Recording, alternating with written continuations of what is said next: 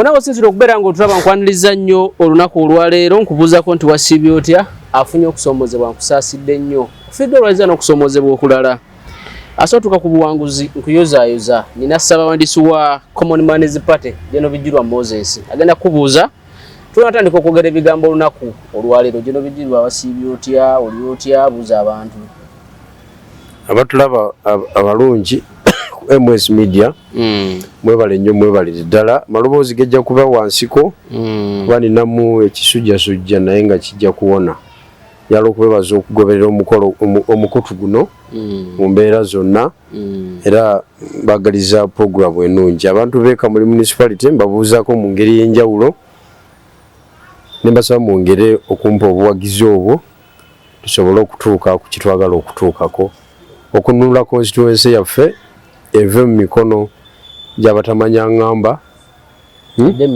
edde mu mikono gy'abakulembeze abatuufu so nsaba mumpe obuwagizi obwo abalabi baffe ab'oku intaneti yonna gye muli world over tusaba mutuwe obuwagizi obw'enjawulo spiritual support muteeke mu ssaala moral support mutwagalize ebirungi financial support ayina obusobozi abuteekeko era enamba z'amasimu ziri 772 849088 ne 704 965 446 awo ojja kuba ontuuseeko zonna omanya ga General Bijirwa Moses. Yes. Oteekako kwoteekako alese ebipande jukira kati ono lukungaana lwanga 10 omugulawo kumande lugenda beera side we era erije twali luli lugenda kubeera bayitayo nankulyako sije twali kulingo twali kananage byalo tandise obikwata byalo mbikwata bulungi kubanga buli yajjanga yayogeranga kananage bano bamobilizabo so general ebyobufuzi byonna birabo otya naddala mu ggwanga bitambula abanoonyi bwa president nga kuli ne president wona nabo bakyatabaala Uganda. No general ebyobufuzi nga bwe biri General Museveni yeteekateeka nnyo okutusinga ffenna abali ku ludda oluvuganya yeteekateeka nnyo n'atutwala mu campaign ey'ekimpowooze etalimu vibe kati ena bbamu etya vibe anti vibe gye twali twamanyiira ya battle running battle masasi tiyagasi wekiwulidde kati violence akalulu akatalimu violence bumanya nti jjajja yeetegese nnyo n'akyusa ne tactics ekitegeeza mwe mwali abasinga bali beetegekedde kano ka masasi tiyagasi anti masasi tiyagasi amawulire gagenda wala okusinga ideology tigavuze basatu baafudde basikale babambudde agamawulire gaba mayitirivu nnyo tewali atagalaba nekakati nyonyole byogenda kola muwandiisa alina kuwandiika Common Man's Party presidential candidate byayogedde byanakolera abantu kyembalala obawa webale nnyo kati ate ebyo okusinza ku training y'amawulire ga wano ekyo kituufu tebikola story era oli editor agamba naye nga siraba mu story mu byolesi olwokubanga temuli tiyagasi so kati training y'amawulire ga wano bwetyo bweri kakati tugenza okumaliriza nga akaluko bwa president kalimu ekimpowooze kinene nnyo era tekalimu vibe olwokubanga amasasi ne tiyagasi tebirimu kakati bwe kagenze katambula ne muimaginga candidate ajjeyo issues that is Mubaraka Munyagwa wa Common Man's Party ayogedde ku nsonga ezisobola ezikaching up public mind okitegeera naye olw'okuba training y'amawulire ga wano tegendera ku muntu alina nsonga era amawulire tegamuwadde vibe emala go biri tiyagasi n'amasasi embeerere ey'okwegugungano awalabika ng'okunyigirizibwa kukola ki bo balowooza nti ge mawulire so abamawulire you are still part of the problem naffe tulina kizibu temwagala kupromotinga decency and ideas So wamwe tasola genda nga Munyagwa alina wali nawandiika story nga wandika ebirowoozo bya Munyagwa yana akolera Uganda singa kwata obuyinza. Yayaga nti Munyagwa bamuganya ogenda embalala. Ge mawulire. Okusinza ku training yammwe, which I think it is wrong. Njagala mutandika okupromotinga enkola y'ebirowoozo eby'amaanyi omuntu ajja atubuulire byayimiriddeko byagenda okukolera bannansi. What is your take on foreign policy?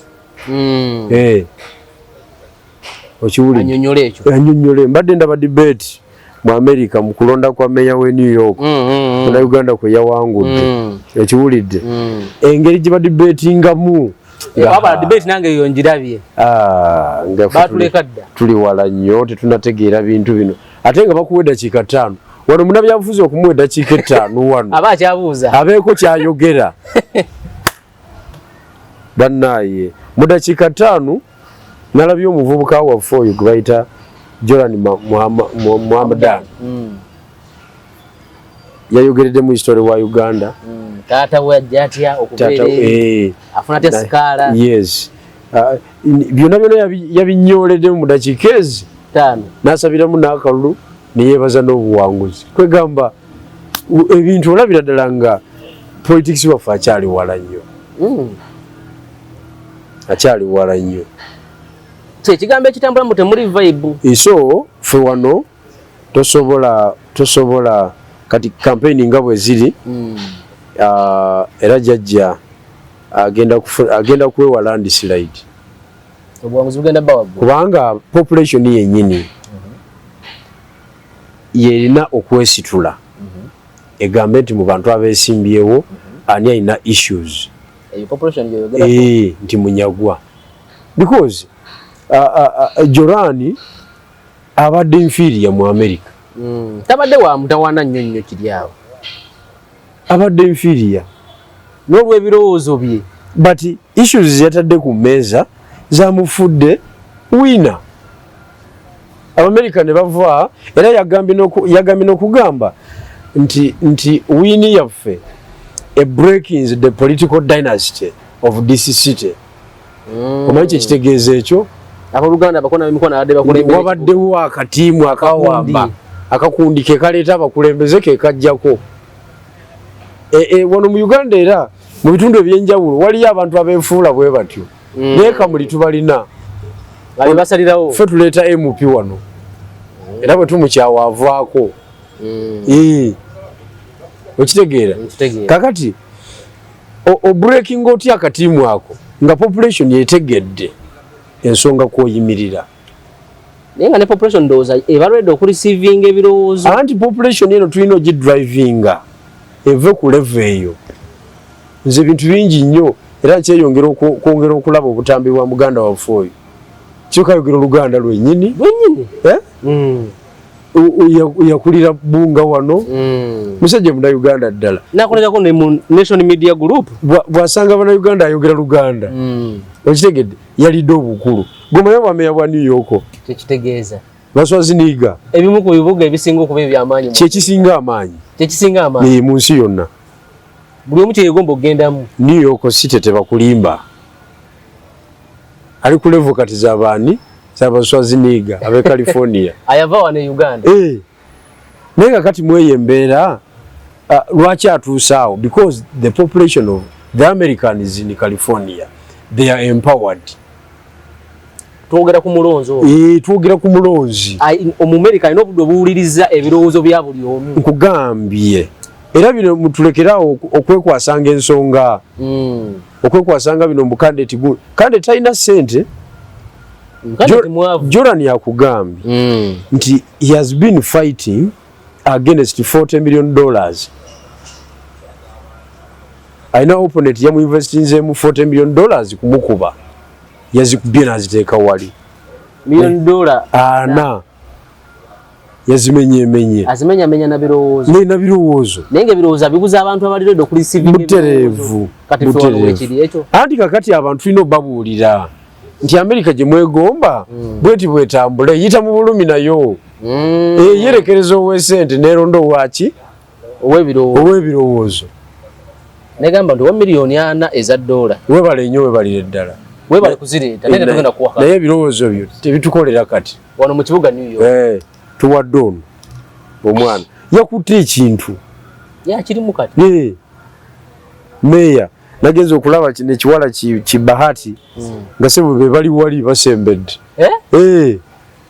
Kikina mawulire ekirwanizi ky'eddembe kati. Kyali kikola ne NBS. Akakati sebo be bakutte wali be bananyini New York. Bannayuganda baaveno. Bannayuganda abaaveno. So ebyobufuzi abantu ebyobufuzi obuzibu obusinga buli ku bantu. Abalonzi. Ndabyo otandika ononya ne media. Ndowooza ne media nayo. Anti olutunenya kubanga ba stakeholders bangi mu electoral cycle. Mu electoral process aba stakeholders baki? Bangi. Media singa musalawo okukola ebituufu. Ne mutandika population yogigamba nti bannaye candidate gundi yasinze ebirowoozo ebituufu. Era ffe tujja kubanga tubawa update si buli lunaku. Ezaki? Ez'ebirowoozo ebituufu ebyo. Mutandika okuba ettooki mu birowoozo by'abeesimbyewo. Era mugaba akalunga musinzira kwoli programu ye egamba ki? Awo mujja kuba mutuyambye mu kutandika olutalo olw'okwempoweringa population. Naye media yano bwe muwulira nti amawulire nti abapoliisi basazeeko wooteeri Oweekitiibwa Kyagulanyi kwali buli muntu ng'awanika live. Bamukutte. Buli muntu ng'awanika live. Is that an idea? It is not an idea. But it is a breaking news. It is just a breaking news. Joino kolako neteyinza kuba fact driving a campaign. Ne mu lupapula lw'amawulire ebirowoozo bya bijiro bwe byamunyoga tebasobola biwa page number. Nebya Kyagulanyi byennyini. Tebasobola. Tebirina. Ne baba mukutte wali. Kugambi bawandiika buli kintu kyonna ng'egye ba breakinze mu hoteeri era byakoze bitya obuwendo gw'abasirikale ebintu modulo eyo ebirategeerekeka. So tukyalina ekizibu ky'amaanyi okukuza ebirowoozo byaffe. So kampeyini zaffe zibadde teziriimu vibe olw'ensonga nti bye twamanyiira population bye yamanyiira kuno tebizanyiddwa. Kati olw'okuba tebizanyiddwa media ebadde ino tuyamba enebeera entandikwa ey'okutunda ebirowoozo n'okutandika okuzimba politics owa ideas. Kati bannabyabufuzi bano naddala b'ekibogwe bakiro ekitwala omunaku talina gy'avudde abadde ne ssente ze kati nga bannabyabufuzi abajja ne ssente. Golooza baagala omulonzi ono omumunyungufuumu oba bo baagala nnyo omulonzi asigale waali kati okusobola okutakinga position. Anti ekyo tekirina buzibu muntu kujja ne capacity ye ey'enjawulo. Ya ssente ze zonna. Tekirina buzibu. Naye obuzibu tubeera gwozoze naki?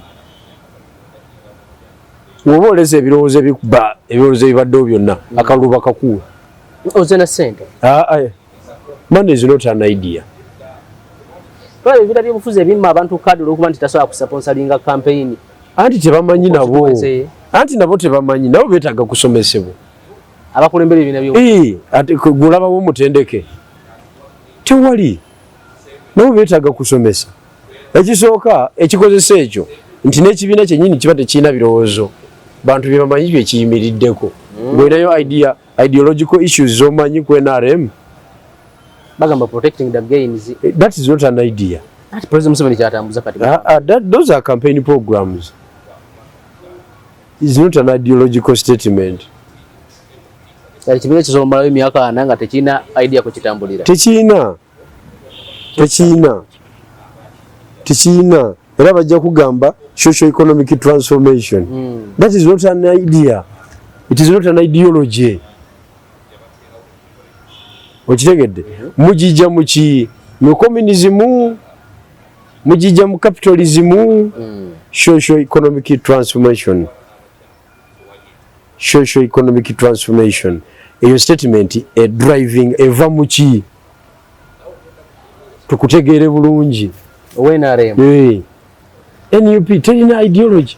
Wena ayingira ekibiina ky'ebyobufuzi ne bamuwa kaadi nga tamanyi ideas z'ekibiina. Wano oyingira buyingizi. Wano bya kaadi na kuwangula kalulu. Tola kaadi bazikabira nnyo kaadi. kaadi nakuwangula kalulu tewali kirala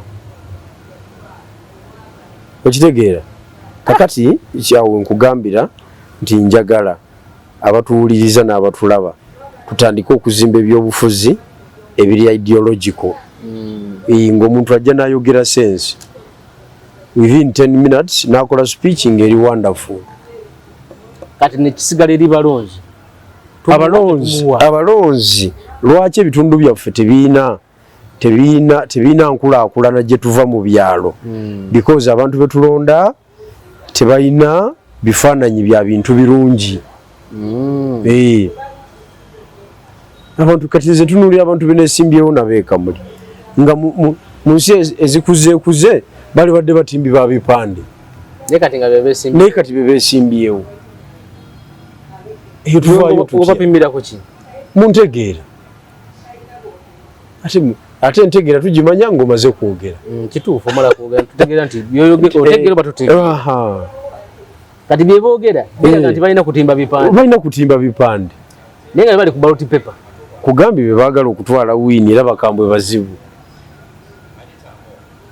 okitegedde kakati bwebuzibu bwe tulina mu Uganda twali wano n'onenya abalonzi waliwo omulonzi oba yali waawo ayesingiro n'akwira nangamba ajja nobujja otaddamu kutunenya ffe tukulogwa ffe bo nga bannabyabufuzi batuuka mu position ze batuuseemu ate bo bennyini ne beera bira okuleeta obuweereza tebakulimba twogera ku mulonzi gwe bajja ku nnimiro ne bamuteeka ku booda n'ajja n'alonda ne bamuwa n'omutwalo naye nga bamugambye londa gundi ne baddamu ne bamuvuga ne bamuzayo ku nnimiro ye n'alima kati ate oluvannyuma n'afuna obuzibu nga teetaga obuweereza kuba nakirabye mu kibuga abasuubuzi balumbiddwa amazzi naye badduseewo bannabyabufuzi balukwago abamu ku bo bakutenda obuzindiro nga bagamba banne ffe tetulinda bannabyabufuzi ffe temututeeka mu nsonga zammwe ne twagala mututaase tuliyirirwe ssente zaffe ezoonoonese nga bo bagamba si bannabyabufuzi basuubuzi babeera mu kibuga naye kasita amazzi gaabalumbye ne badduka ew'omuloodi ne bakansala be bannabyabufuzi be balonda kati obutamanya obuli mu Uganda buli bumu oteekwa okumanya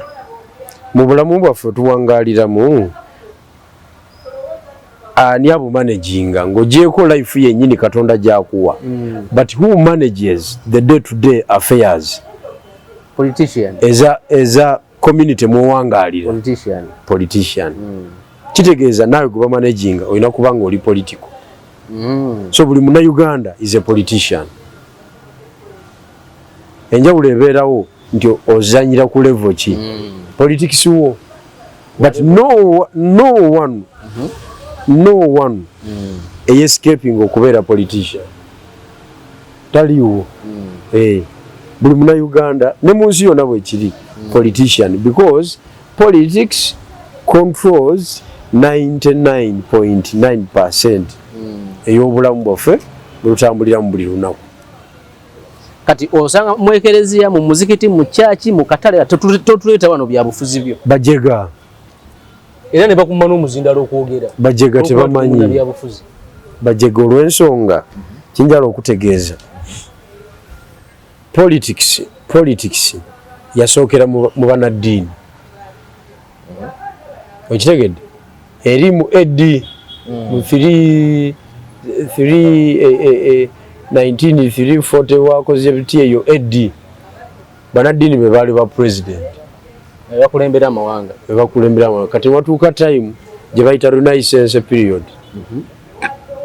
eyo period yali yakujja byabufuzi ku banaddiini abantu babikwate direct kuba waliwo contradiction nga munaddiini ajja kugamba nti ffe tulina obuyinza ffe twogera ne Katonda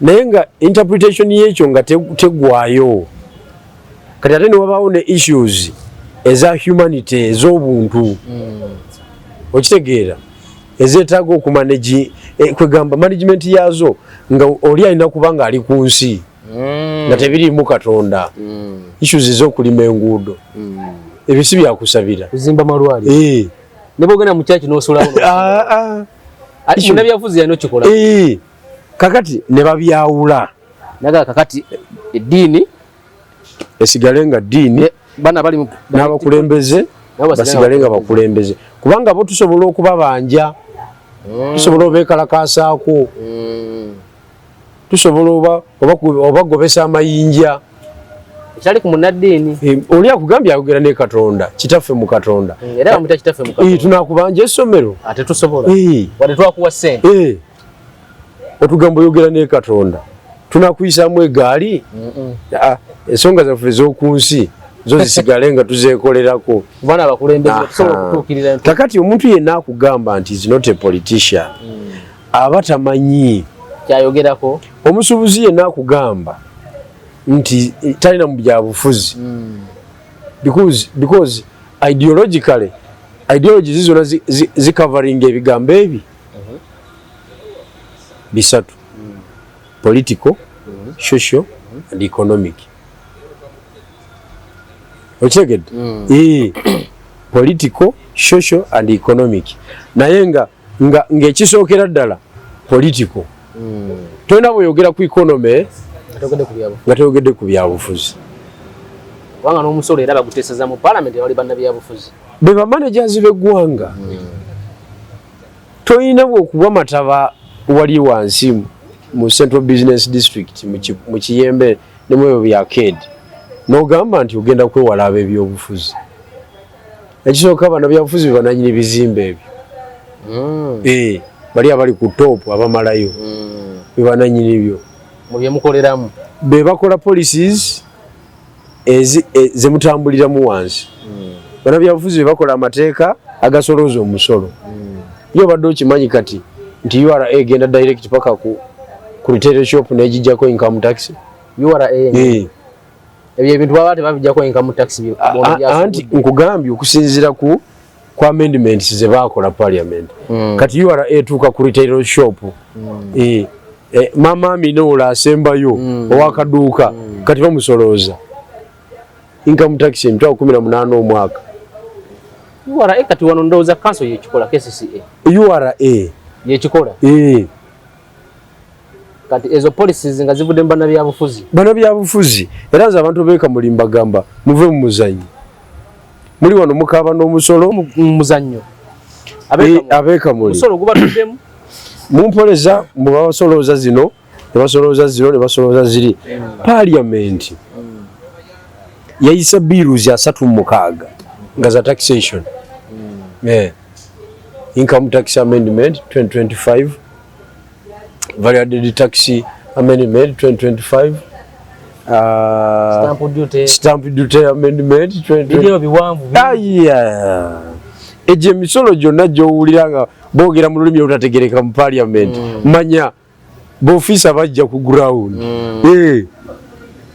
manya bali kuba walukusa lujja kuki ku ground munnabyabufuzi yakikola so munnabyabufuzi talina kuzanyirwako nnyo tetulina mutwalanga ekitagasa munnabyabufuzi omuntu yenna okutukulembera alina okubanga ebintu abimanyi in fact omuntu ayalisinza amagezi ku kitundu ye yali kulembedde kyovula waliwo ba theorist abagamba ba philosopher abagamba nti leadership is for the wise men bagezi bokka because you are going to manage all the affairs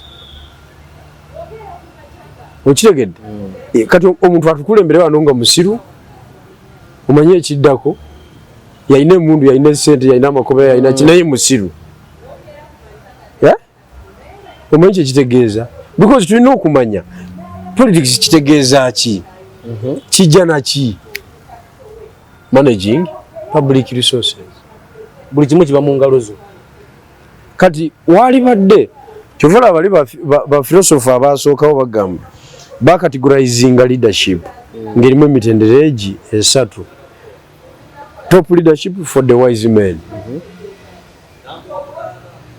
okitegedde wakati awo nga waliwo abasirikale ab'amaanyi those who are powerful mugende mukola amagye g'eggwanga those who are strong then ba workers wansi abalimi ba peasant abategerera be bamalayo obwongo bubeesera osobola okuyiyiza bano abasigadde because si buli muntu nti asobola okutetenkanyiza eggwanga ensonga lwaki covid yatulumba nga tulinda president Museveni ku TV yajja ayogereko eri yalina powers tikakati mbagadde ennaku 7 tujira tutambula era nze nagwa mu munaddiini ekamuli eyo ng'anenya nnyo bana byabufuzi mwatutama temusobola nakukola kino nze sibyagalira ddala munaddiini ali ku muzindaalo kati nze nali nzize n'eggaali yange nayagala okumpisaamu eggaali n'agamba osanze bano boogera oze n'abavubuka batambula badde eno badde eri enkola eyo butaba na mpisa kati zibona kwata omuzindaalo nemugamba pasita entalo zetulimu za ku nsi abafugayo bantu kituufu si Katonda ayitira mu bantu okitegedde tavuga direct kati entalo z'oku nsi zirimu ebintu bingi ekisookera ddala kankulaga ebyobufuzi byonafuya munabyabufuzi yatuuka wano ekiseera n'agamba mbagaddewo kyaki namwe banaddiini mbagaddewo eyo yakola nti nebugaba kuggwe ne kunabyabufuzi ani asinga amaanyi ku nsi nebugaba ekyo nkukubye tobadde tolina point oli mukyaki abagoberezi bwe bali twali kulumbe endulu bwevuga nebugaba ekyokubiri lwakuba gwe tunafuna ssente kyaki yo tenagejja naye bapasita mu Uganda entambula gye batambulamu ffe bali betumanyi gwe nga wagudde mu kakande konvoyi yokka konvoyi gyatambuza nga wagudde mu kayanja n'emmotoka zaavuga teziyitamu masasi naye musajja wa Katonda kituufu kati lwaki yavuga etayitamu masasi ate nga musajja wa Katonda naye nga tunafuna bufunyi ssente lwana bulwanyi abantu olina okubatereza mu layini mugenda okumaliza nga kakanya yanetondera yagamba gwe kasajja gwe sikuddamu sikuddamu bannabyabufuzi bamaanyi okusinga bannaddiini bannabyabufuzi be basalawo ku nsi kobe ng'oli sito otya oli musambi wa mupiira Mbappe Cristiano Ronaldo polisi zizosambiramu omupiira bannabyabufuzi yaziregulatinga kubanga ye gwogenda wali n'okubatakiyo ne bakusasula £30 ejja pawundi n'akutema hafu n'agazireete aye nosobola kayada ezo munabyabufuzi yena azituwala mu ggwanika azwalira mu mateeka ge yabaga kakati ani aba afuga munne gwe nobeera novimba nga bwolisita bikibike oli wamaanyi naye kwinkamuyo hafu naye oba oyagala fuluma ggwanga munabyabufuzi yasooka okuterako sitampu butereevu ate immigration gwogifuga kati olina wewalira byabufuzi kyova olaba mba njagala nnyo abantu baffe aba bulijjo mukole ki mutegeere ekintu kino kyembagamba omuntu asaanidde kubeera mu ofiisi yonna kabe LC1 ng'ali incompetent mba bufunye ekizibu kya myaka egi 5 just eddakiika z'omala wali mu kulonda zikuleetera ebizibu emyaka 5 myaka 5 ng'oli mu kubonaabona so ate bw'otagenda kulonda bali abagenze ne balonda oba balonze kiki oba balonze kiki nawe atalonze baba kusaliddewo era nk'oyo okulaba okugendanga mu kalulu ng'abalonzi b'omu kitundu ekyo ku register bali let's say bali 520 okay ng'abazze okulonda bali 260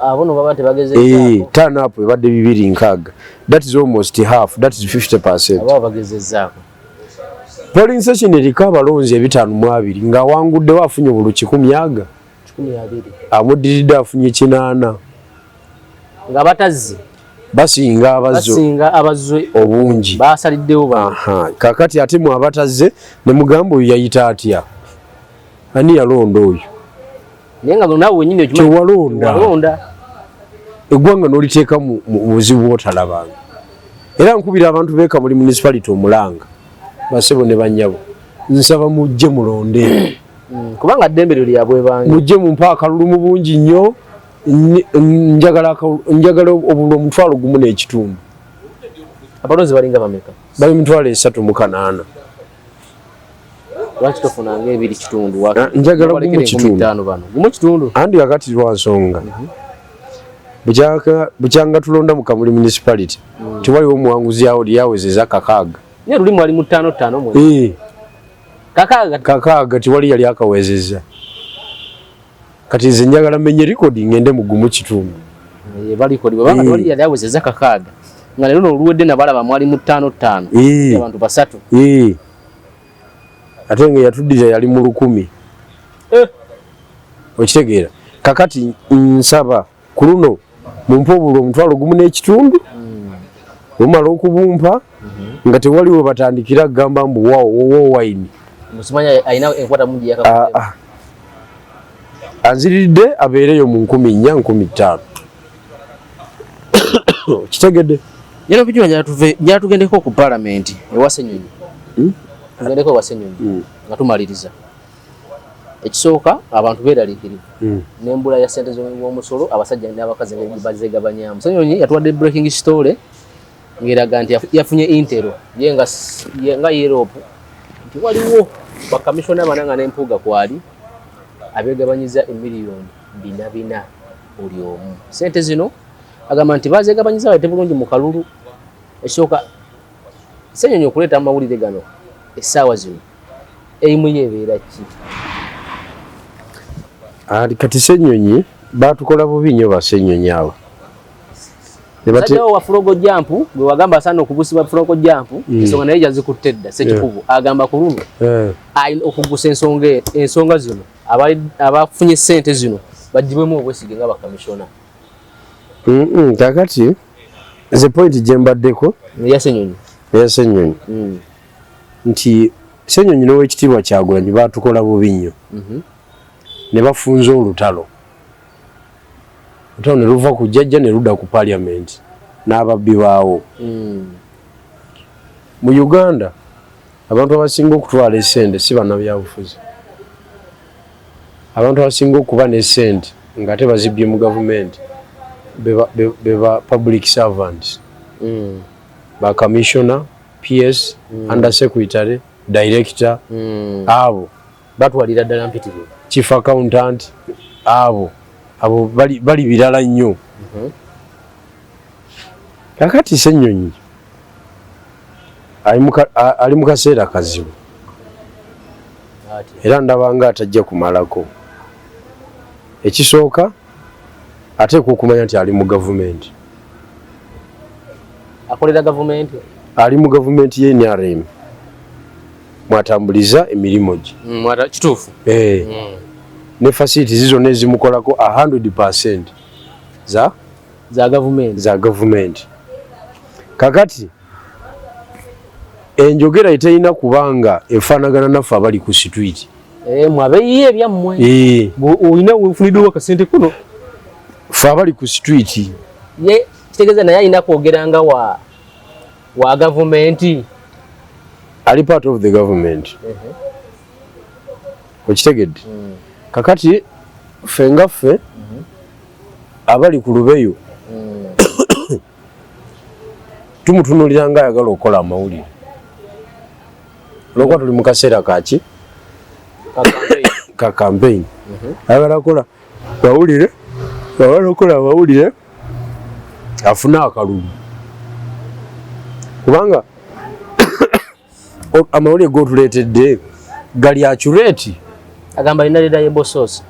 Kakati egyo yalibadde atandika nayo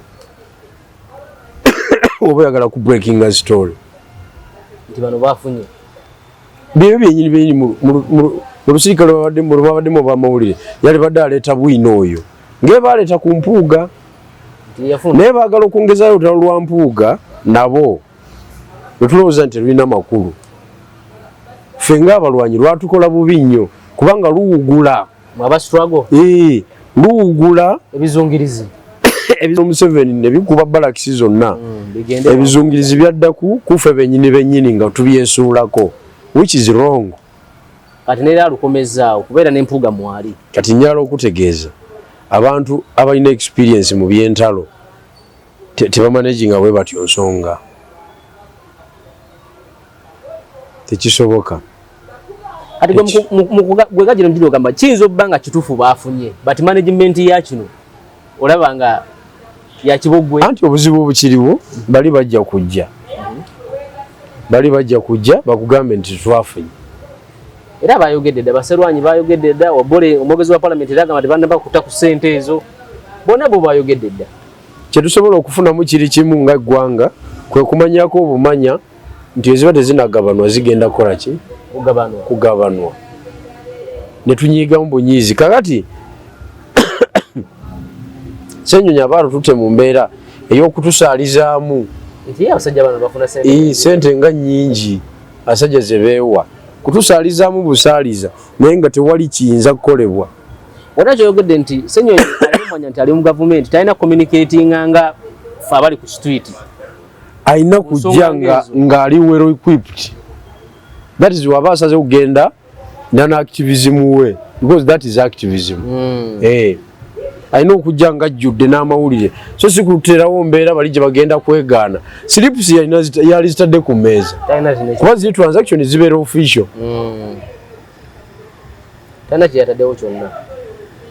Anyway, tujja kyongera obudde obulala tukyongere mu kumande tujja kwongera okigaziya kumande tunasobola tugenda kolera kamuli kumande tujja kyogamba ku macha tunaba tutuuse tujja kuba mutuuse ssaawa 3 naye ng'emirimu giba mingi nze nja kuba ku muzindaalo ojja kwongera okinyonyola nja kuba ki yewera okinyonyi otherwise katukome wano tugenda koma wano leero kasujja kankola bubi nnyo nange senyiga nannuma kale wona abadde osinzira okubeera ng'otulaba ne General Bijura tugenda kukoma wano leero tutandikira olunaku olulala akuume atakuumira mpeera awangale nnyo Ssaasajja Kabaka.